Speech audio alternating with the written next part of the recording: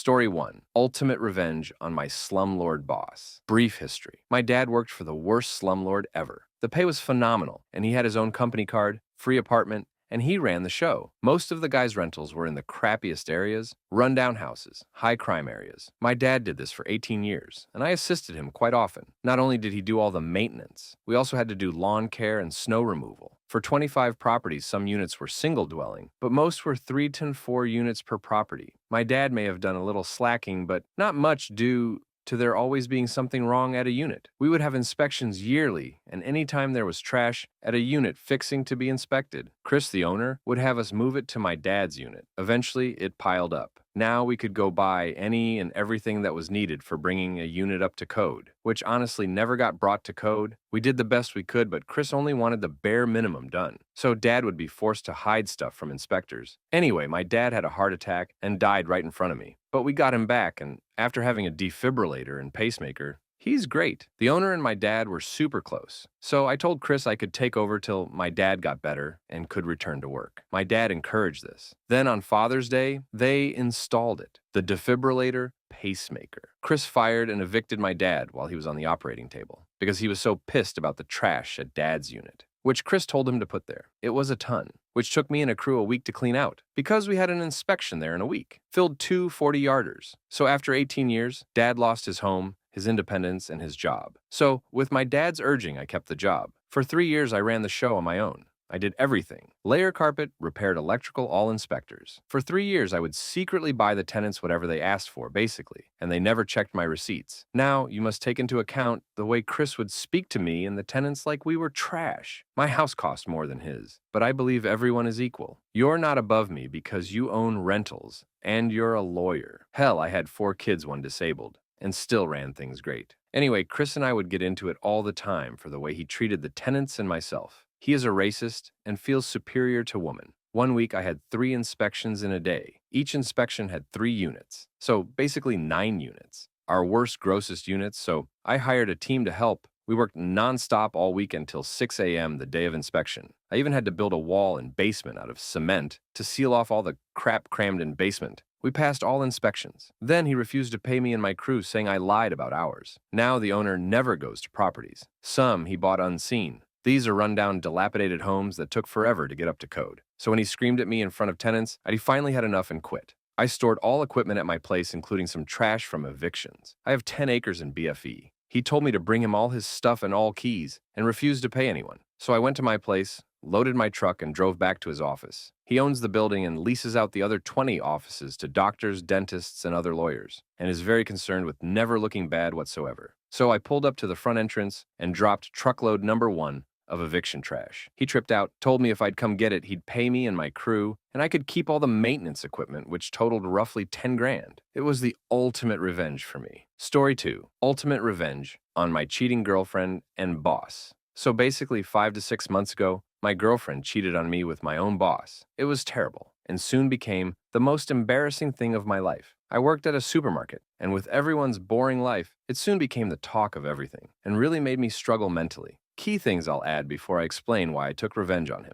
My boss was in his mid-40s, married with children, and would boast about cheating on his wife to the work boys, with the way he would describe his main tactics as trauma bonding. My girlfriend had borderline personality disorder and was easily manipulated and persuaded by him to receive fake promises and promised a faster promotion. We are both 2021, so basically I set up a fake Facebook profile and acted on it for a week or two before I joined the local community page, doing posts and responding to comments he was interacting with. I made it out like I was a newly single mom and new to the area. After 1 month before getting his attention, I slid into his DMs and started messaging him and flirting with him. I already knew a lot about him in terms of hobbies, interest, and sporting teams. So I made everything easily relatable to form a strong, trusting connection. I had him hooked. I had him moved over to Snapchat and started catfishing him with photos from online and exchange. He started sending me nude photos, exposing it all. I saved them all in my chat and left them there to build that trust. I also let him do the same to the photos I sent. After I had enough to ruin him late, I changed my username and name on both platforms to a younger female staff member who used to work at the shop and screenshotted everything.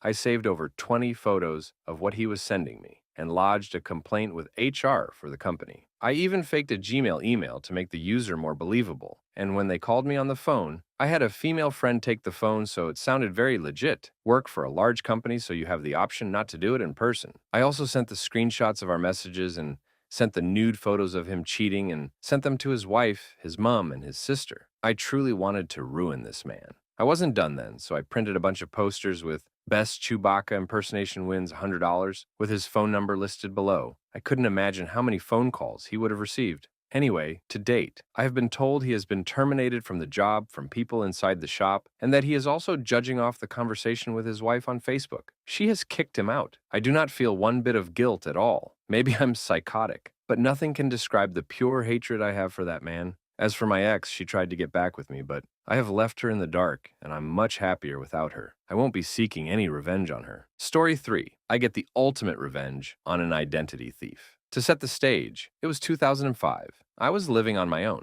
had a girlfriend, my own apartment, and a paid-off used car. I was working as the assistant manager of a gas station. I made decent money for the time and was living comfortably, but I was far from being rich. My younger brother Kyle was living with me at the time. He had serious behavioral problems, oppositional defiant disorder, ADHD, etc., some of which were due to a shared rough upbringing, abuse of a serious nature. He had nowhere to go as the rest of my family refused to deal with him. In their defense, he did lie, cheat, and steal on a daily basis and had a drug habit. He even broke my arm deliberately once. I was trying to do the right thing and get him on track. I got him a job and would take him to work, gave him some spending money, and allowed him to live rent-free. The rules were simple. I didn't care if he smoked weed, but it wouldn't be in my apartment. Drugs would not cross into my apartment. One day, I decided to surprise my girlfriend with 9-inch Nails tickets at the Tabernacle in Atlanta for her birthday. They were her favorite band. I had this planned months in advance and ended up working a double shift the night of the concert and driving down there due to some sudden personnel issues at work. When I got back the following morning, which I had off, I stopped by my work to make sure there were no more sudden schedule changes. My manager, Betty Jo, saw me and had a look on her face. I had only seen the day she got robbed.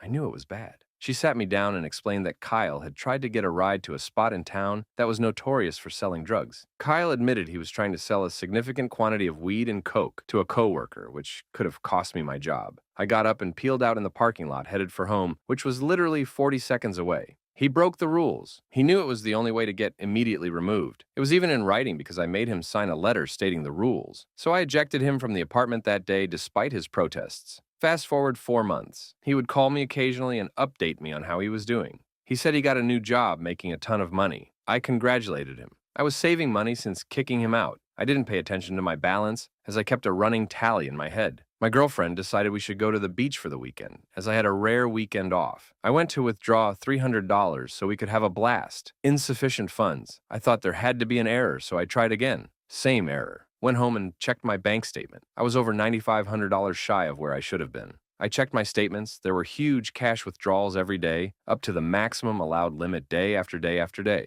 $900 at AT&T, an astronomical sum at that time. Hundreds of dollars at liquor stores, clothes, dozens of transactions I never made, etc. I printed my statements and went directly to the large regional branch. I was told it was definitely identity theft and that it's unusual because it was in the north of my town. I was told to get everything back. I had to turn the investigation over to the bank, so I did. A few days later, I got a phone call from the officer investigating. He asked to meet. He had a stack of printed photos almost a foot high, as every transaction on an ATM takes a picture. "Do you know this guy?" I informed the detective it was Kyle. Investigator told me Kyle had the money to evade police for a long time if he desired, and no stable address or job to be picked up at, so it would be a long shot of finding him. I told my buddy, Rick, from here on out what happened. Rick was a gruff, 6'4" Native American man who was well-muscled from a life of hard labor. Rick was a good person, but if you screwed with him or his friends, he was devious and loved scorched earth tactics. You didn't bring small problems to him. He immediately offered to help. We became friends after I found out he was sleeping with Betty Jo, who was a little person, 4'8" in heels. He came into the store and I started laughing because the mental image was too much. He said, "What are you smiling at, gay slur?"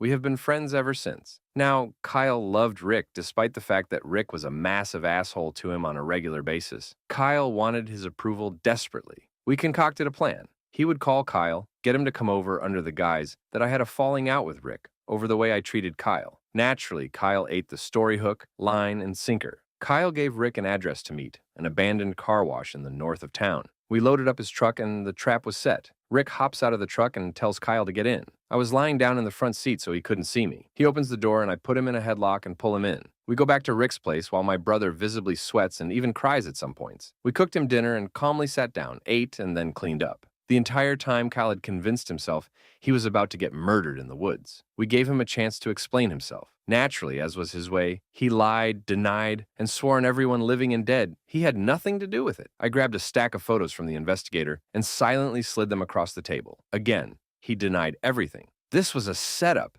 You're trying to make me a felon. I did nothing wrong. I had enough. I called the non-emergency number, and the police came to pick him up. We said he showed up unexpectedly and started to get violent. When they searched him, he had OxyContin, a felony, and he tried to assault me in front of the officer, screaming about how we set him up. And all of this was unjust. He ended up getting arrested on something like 350 felonies, as every transaction crossed state lines. This was pleaded down to 1 or 2 felonies. Kyle ended up getting 5 years with an early release in 3. I think this was because despite his checked past, family never pressed charges, so his record was clean. He has been in and out of 5-star luxury federal resorts ever since for such wonderful things as the manufacturing and distribution of meth, child endangerment, theft, etc. I ended up with a full refund. Too long. Didn't read. Brother stole $9,500. I went scorched earth and got him put in prison to get my money back.